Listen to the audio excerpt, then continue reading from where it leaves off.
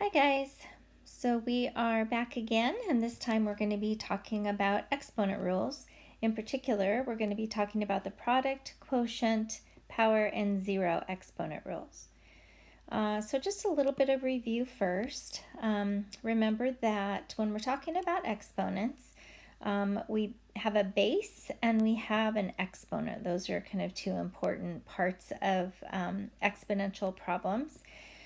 So for example, if we have x cubed or x to the third power, we say that x is our base and 3 is our exponent.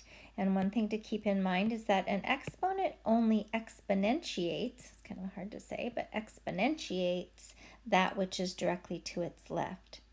So that 3 just applies to the x. If there was a 2 sitting in front of it, for example, this 3 would only apply to the x. It would not apply to the 2. Unless, of course, we have a parenthesis around the 2x. Then, in that case, the 3 is exponentiating the 2x because we would call the 2x our base because it's enclosed in the parenthesis. Okay? And if you want to keep that straight, you can also just add your own parenthesis and the other one around the x so that you show yourself that the 3 is just exponentiating the x, not the 2. Okay?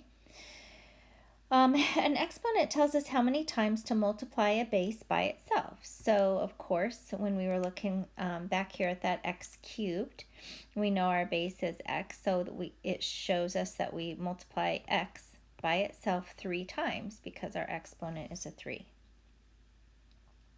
When we have numbers instead of variables, we just simplify down to the one number.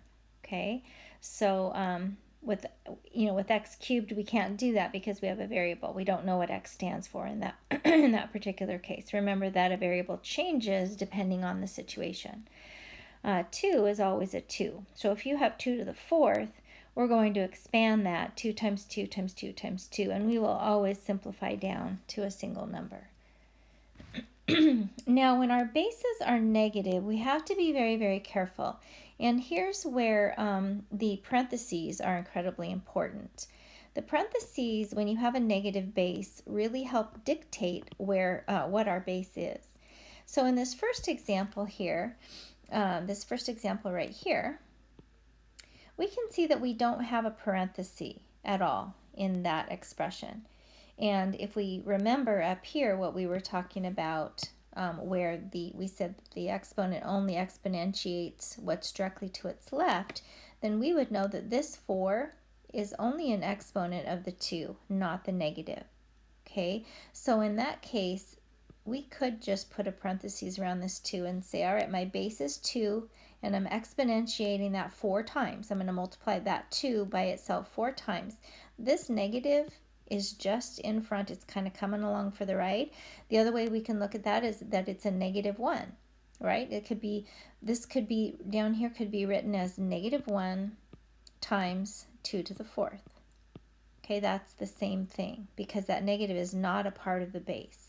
Another way that we can visualize it here is 2 multiplied by itself 4 times, and then the negative is out front. So in the end, our answer is going to be negative 16. However, if we have this parenthesis around the negative, what that does is it encloses the negative with the 2 so that our base is negative 2, and then the 4 is exponentiating negative 2. So this is different, right? This is what this looks like. We've got negative 2 multiplied by itself 4 times. So in that case, we're going to have a positive 16. So that can be very tricky. There is a video specifically on negative bases. Make sure that you look for that video and watch that because this can be very, very tricky. So make sure that you watch that so that you can get a little bit more detail and practice with that. All right, let's jump right into the product rule. I will say, you guys, in the back of your workbook, you have some exponent rules, a sheet on exponent rules, and I didn't write down what the page number is, but if you look at your additional resources, you will have an exponent, I don't know if it's called exponent rules or exponent properties. I think it might be called properties. Look for that, okay? You do also have properties or the rules written right on the front of your worksheet number 8. So you have those written in several places. But I find the one in the back of your workbook is very straightforward. And it's a little bit easier, I think, to, it's kind of all consolidated into a nice short version. All right, guys, so the product rule. Remember that product means the answer in multiplication. So it's saying that when we multiply the same bases, we add the exponents. So in this first example, we can see that our base is all 2, right? We have all 2's here. So, and they are being multiplied together. So this is where we would use a product rule for this problem. Now, the rule is designed to help us to simplify this process. You can imagine how large these numbers would get if we weren't using the rule. So here's what we would do if we weren't using the rule. We would just take each one of these separately. 2 to the first power is just 2, right? 2 to the third power is 2 times 2 times 2, which is 8, times 4. And then 2 to the fifth power, 2 multiplied by itself 5 times, or if you can go to your calculator and you would just put in a 2, you find this little caret button on your calculator. It looks like a little hat. And then you put in a 5. Okay, that's how you would take 2 to the fifth on your calculator. It's going to spit out 32. So you can see that this number would get very, very large, and you'd have to multiply all that separately on your calculator. Well, it's a whole lot easier to apply this product rule.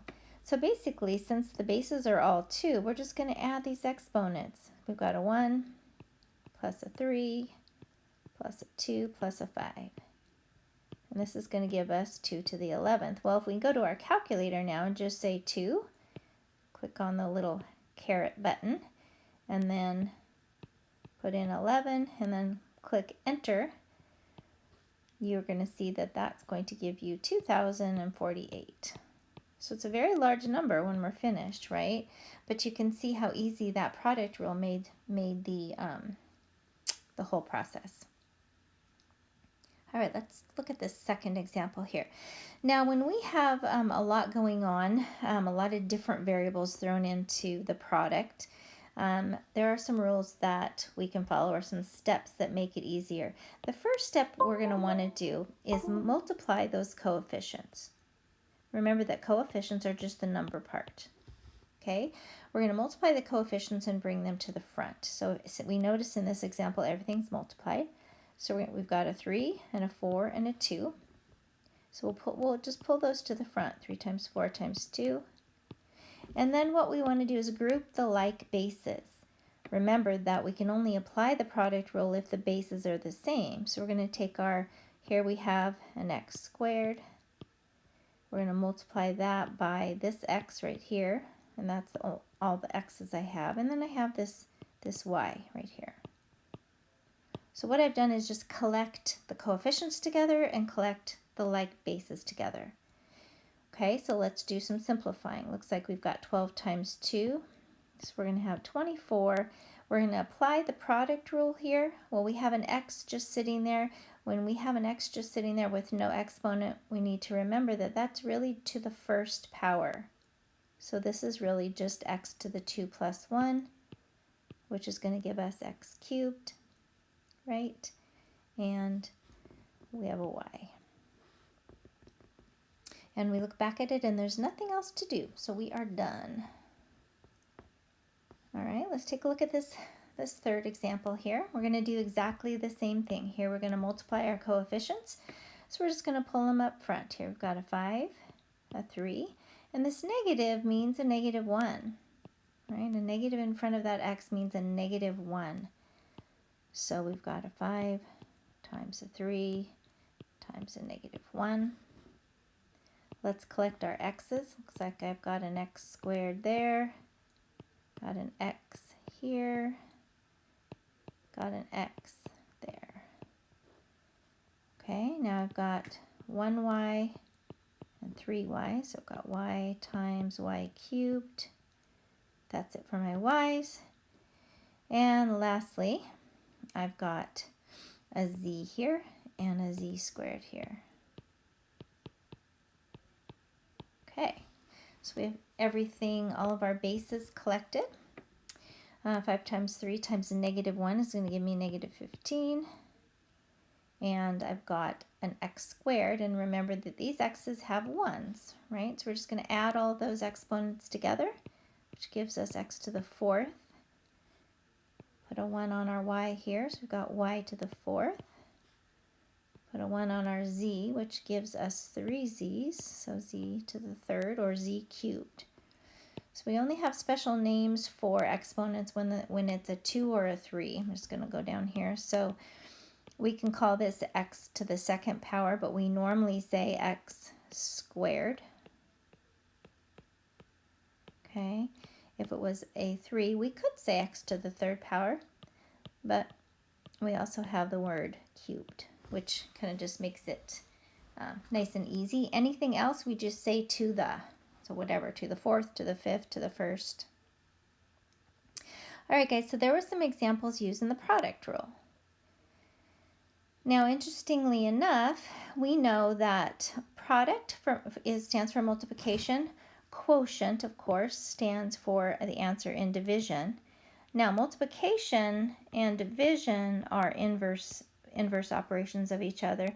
And you notice with the quotient rule, they tell us to subtract. Well, remember, with the product rule, we were supposed to add, weren't we?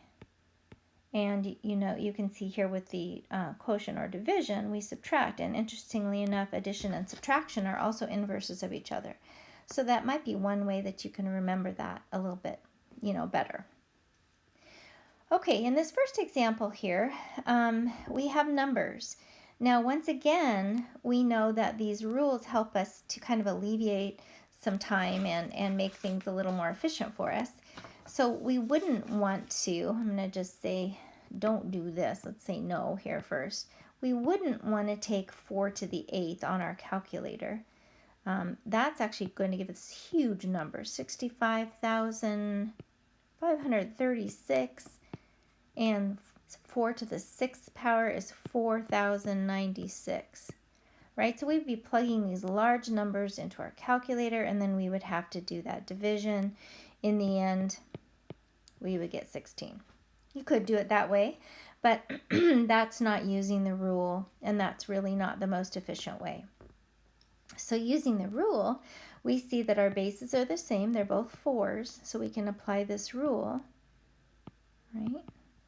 So we're going to take 4 to the 8 minus 6, which of course gives us 4 squared, and 4 squared is 16. So you can see how much simpler that process is just by applying the quotient rule here.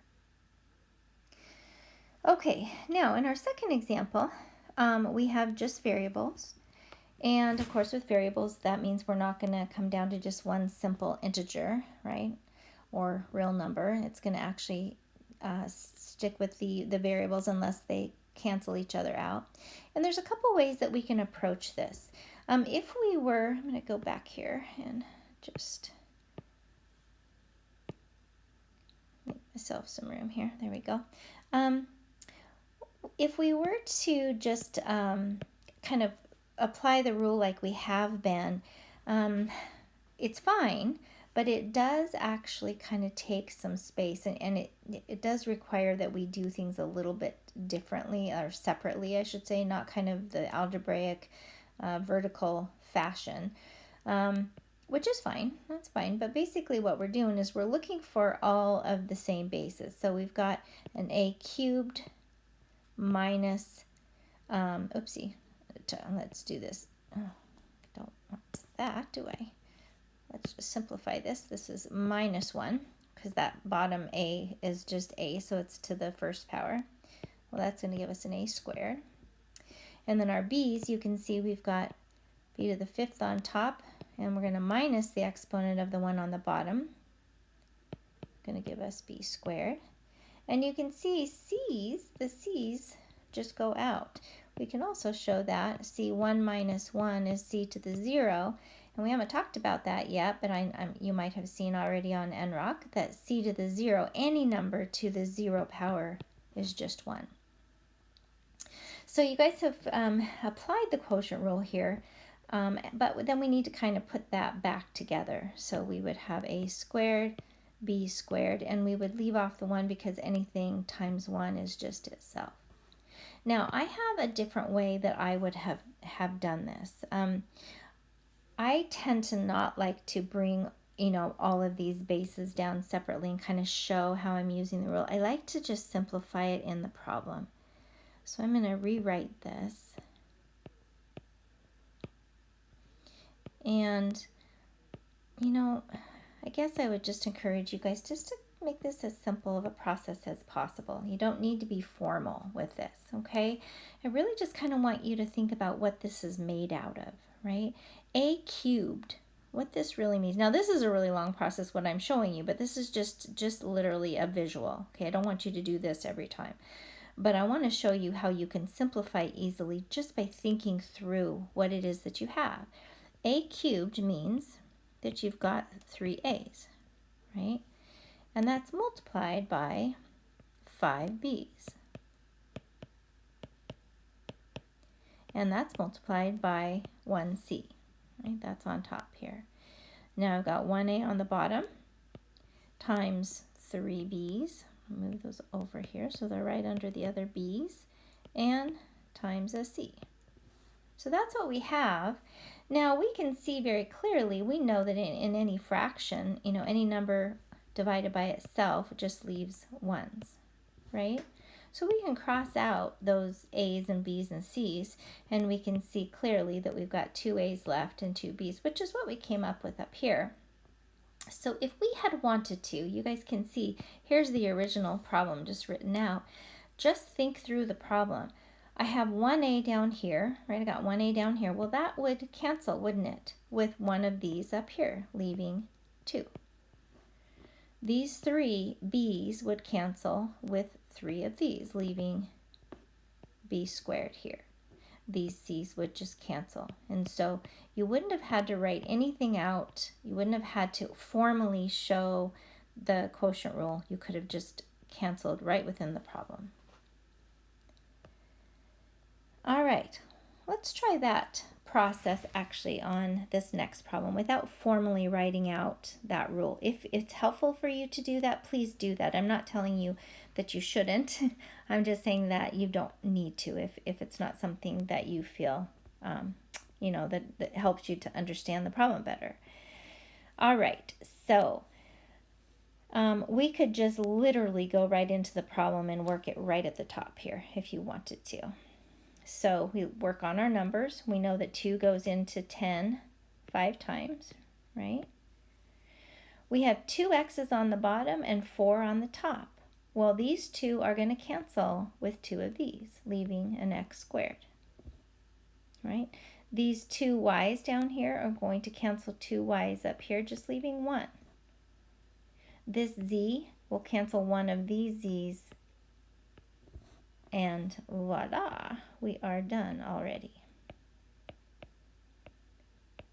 And if you want to check that by going through the formal process, kind of like what we did right here, you're welcome to retry that and do that. Okay, this brings us to the last one, and this last one is very interesting, and it brings up a couple of things that we need to be kind of careful of. If we were to follow the rule, kind of write out the formal rule here, which I will just because I want to illustrate something here. We know that we have y's, those are our same bases, so we would subtract our exponents. So we would have y to the 7 minus 10, and we would end up with a negative exponent. Now, negative exponents is something that is quite tricky. It can be, I should say, quite tricky. And we need to be careful. We also need to learn about them. And so I want you guys, please, please, please, to go and find the video or videos that I have posted on negative exponents under additional resources, additional videos and resources on your module. Please watch this, okay? Negative exponents can be simplified. There's lots and lots of tricks that you can do to simplify the process, okay? But in essence, any number to a negative, or any variable, any base to a negative exponent, basically what we do is we move it either to the numerator or the denominator opposite of where it's sitting. In this case, we don't even have a fraction, so we make a fraction, right? And then what we would do is we would flip it over. We would move that y to the negative 3 to the bottom, but that negative becomes a positive when we do that. So when this moves down, you notice it changes this negative, or the negative on the exponent, to a positive. Okay, well, if we didn't have a lot of practice with negative exponents and we followed this rule and wrote the quotient rule out in that manner, it might be a teeny bit confusing. So one thing that we can do is kind of keep in mind what we have been doing, where we just literally say, I've got 7 y's on the top and I have 10 y's on the bottom, right? These 7 y's are going to go out with 7 of these, leaving 3 on the bottom. Now, because I crossed everything out on top, I have to leave a 1, right? I can't just, if I let that go, I would call this y cubed, and it's not y cubed, it's 1 over y cubed. All right, but you can see that we got to the answer without having to go through the whole negative exponent issue. Like I said, for a lot more detail on negative exponents, please go and find that video and watch that. All right, let's move into what we call the power rule. So the power rule tells us that when we are raising the same base to a power, or excuse me, raising any base to a power, that we multiply those exponents. Okay, so in this example, a cubed to the 4th power is just a to the 3 times 4. And this is a such a great, shortened, efficient version of what it could be. If we took this original and we were really to kind of showing what this really means, let me start over here. I'm going to just use black. If we went back to this notion of the exponent and the base, we could see that our base here is a cubed, right?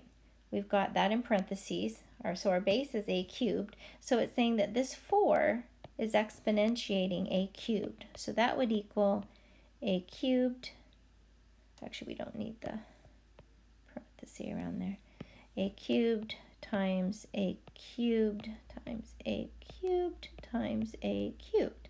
Well, now we've got a power, or excuse me, we've got a product here. We've got a product, so we have to apply the product rule. Remember that when you're multiplying the same bases, use the product rule, which means we add exponents. And if we added all these together, we would have gotten 8 to the 12th. But you see over here that when we just apply this rule, see how much quicker it really is to get to that answer. Okay, so we have a couple of different options with the power rule. You can see that we can actually have the power of a product. Well, we know a product is when we have some things that are multiplied, and you can see here this really is x times y cubed, but both of those are raised to the power of 2. Okay, so this is really a power of a product. And when we have that, we just apply that power, the power rule, to all factors inside the parentheses. Okay, so we're really applying this 2 to the x, and we're applying it to the y cubed. So let's show what that really looks like. This would be x to the 2nd power times y cubed to the 2nd power, and we have to apply the power rule. Well, the power rule tells us to multiply those exponents. Okay, so this is just going to be x squared, and this is going to be y to the 6th, which is y to the 3 times 2. Okay, let's jump to one that is a teeny more complicated. Okay, well, that's not too bad. We have a product here at the beginning, and then we've got a product over here, but you also notice it's all multiplied together. But we have to be careful because this exponent of 2 is just applied to everything in this first parenthesis. But there are 4 factors in here, right? So we have to apply that 2 to all of them. So we're going to have 3 squared times a squared times b squared to the second power. You notice the b squared is inside, and then we have to square it also, times c. Okay, that's our first parenthesis. We don't necessarily need it in parentheses, but I'm going to just do that for illustration right now. I'm going to get a different color going here. Let's use blue. Now we have to apply the 3 to everything in this second parenthesis. So this is going to be 2 cubed times a cubed, b cubed, and c cubed. All right, so what we did here is we just applied the exponent to everything, right? And now we just need to do some simplification. Okay, let's do that. So we have 3 squared, which is just 9, right? And I'm gonna kind of think along the lines of the product rule. Remember? So here we applied the power, and here we're really thinking about the product rule. Everything is multiplied together. And remember, when we were doing the product rule, one of the first things that we did is we grouped everything together. We're going to group the coefficients together. Well, I want to simplify these down just a bit before I do that. 3 squared is 3 times 3, which is 9. It's definitely not 6. Be careful. Sometimes it's our tendency to want to just multiply these. 2 cubed is not 6, is it? It's 2 times 2 times 2, which is 8. Okay, so now let's go ahead and come back here and let's group our coefficients. So we have a 9 times an 8. And let's move on to our a. So I've got an a squared, and I've got an a cubed here. Okay, now I haven't really finished this one. Now this is b squared squared. This is actually b to the 4th, isn't it? So b to the 4th. And over here I have b to the 3rd. And here I have c to the 1st and a c cubed. So c to the 1st times c cubed. So I think I got everything. And now I just apply that product rule to that. So I have a 72, a to the 5th, b to the 7th, c to the 4th. And I'm done. Kind of a long one, but okay, guys. And now we see that we can also apply this power rule to a quotient, to division.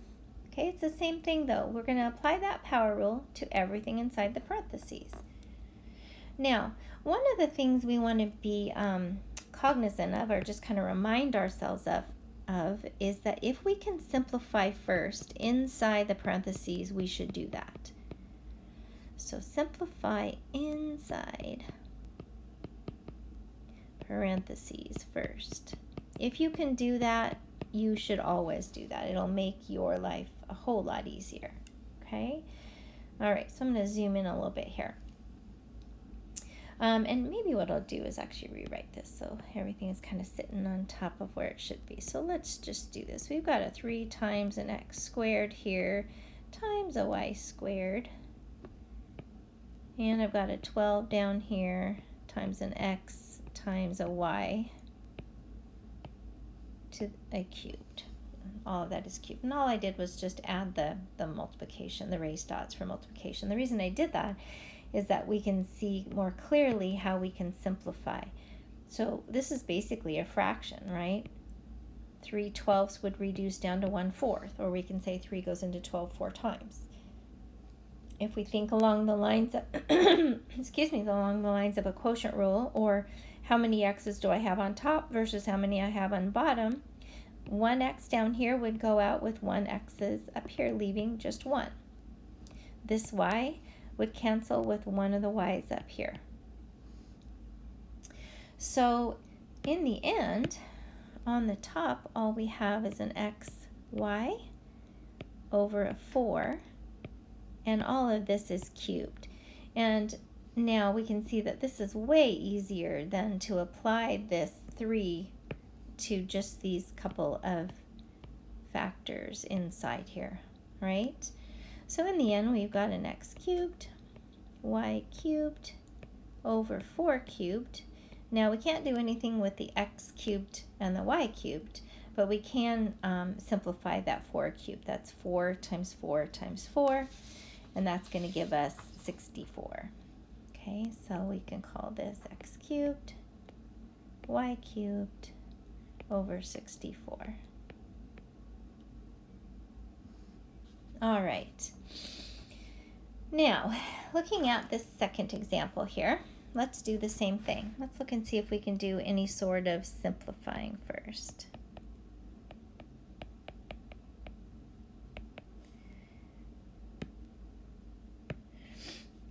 Okay, let's rewrite this. This is 12 times x cubed times y.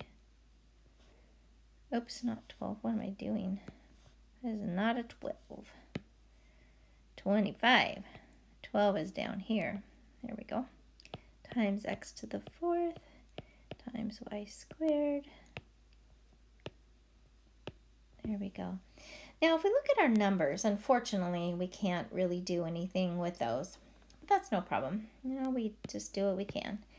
However, we can see that these 3 x's up here will cancel 3 of these, leaving just 1. And this y, 1y, will cancel 1 of these, just leaving 1y there. Now, this is kind of important that we did it this way, because you can see if we had taken this original, even these x's here originally, and we applied the quotient rule, we would have said 3 minus 4. That's going to give us x to the negative 1. That's not a huge deal, but you would have had an x to the negative 1 up here, and we know with negative exponents you would have had to move that to the basement or the denominator to make it positive, and you can see that that's where it ended up, down here, just by doing it visually. Same here. If we took our y's off to the side, y to the 1 minus 2, that would have given us y to the negative 1 in the numerator, and we would have had to move it to the denominator in order to make that exponent positive, and you can see that's exactly what happened here. Okay, so there is definitely some benefit to doing that. It's not a huge deal. You can also apply the negative exponent rule, which I haven't really talked about a whole lot in this video, just because there's another entire video on that. All right, so let's bring down what we have. 12xy down here, and all of that is to the second power. All right, now we can just apply this 2 to everything inside. So we've got 25 squared over 12 squared times x squared, whoopsie, x squared times y squared. 25 squared happens to be 625. 12 squared is 144. X squared, y squared. And we are done because there are no common factors between 125 and 144. All right, guys, and lastly, we have this 0 exponent rule. So any number except 0 that is raised to the power of 0 is actually just 1. It's kind of a strange concept, but it's kind of easy to illustrate if we think about we did this up above as well. I guess what I'll do is maybe just do it down here. Let's just look at this first example. So we know that 4 is not 0, so anything is up 0. So we know this is actually just equal to 1. Well, we can illustrate that by using the quotient rule. Let's just say that we had 4 cubed over 4 cubed, right? Well, we know that that would be equal to 4 to the 3 minus 3. That's going to give us 4 to the 0, which of course gives us 1. Now, if we go back to this original problem, if we had, let's just say we had 4 cubed over 4 cubed, we know that anything divided by itself is just equal to 1, right? So this kind of illustrates why anything to the 0 power is just 1. Okay, I know it's a little bit kind of uncomfortable at first, but just let, just a rule. So we just learn it and we just use it. Okay, second example over here. This 0 is applied to everything to its left. We have a parenthesis here that's enclosing the 8x. So we know the 8x is our base. Therefore, it doesn't matter what's in our base because any base to the 0 power is equal to 1. So this is just equal to 1. Now the second example, or third example, excuse me, the 8x is our base. The 0 is applied to that, but you notice we have this negative 1 in front. So this is kind of like a negative 1 times a 1, because we know that this part is equal to 1. And negative 1 times a 1 is going to give us, in the end, a negative 1. So be careful, because that negative is not enclosed, is it? So we know that that's going to change the final answer. All right, guys, so we have a 0 exponent in this fourth example. But what is that exponent exponentiating? Just the y, right? Just the y. So this is the same as 2 times x times 1, right? Because this part right here is just equal to 1. So in the end, this is just 2x. And let's take a look at this last problem. This looks pretty complicated, doesn't it? There's a whole lot we could do in this. But there's not anything we need to do here because we actually see that this 0 is exponentiating all of this. This is all our base. So in the end, it's a nice easy one. So be careful of those to spare yourself a lot of work. Okay, guys, so you have a lot of problems like these on your worksheet. Actually, you have a few problems, I should say. If you want more problems, I can actually provide you with more. You can just let me know. You can also just find a lot of them on NROC. Just keep doing some of those practice problems just so that you feel comfortable with them. And you can see, like I had said, right on the front of your worksheet number 8, there are these exponent rules listed. And also check the back of your book for that other reference that I had talked about. All right. Thanks, guys. Talk to you soon.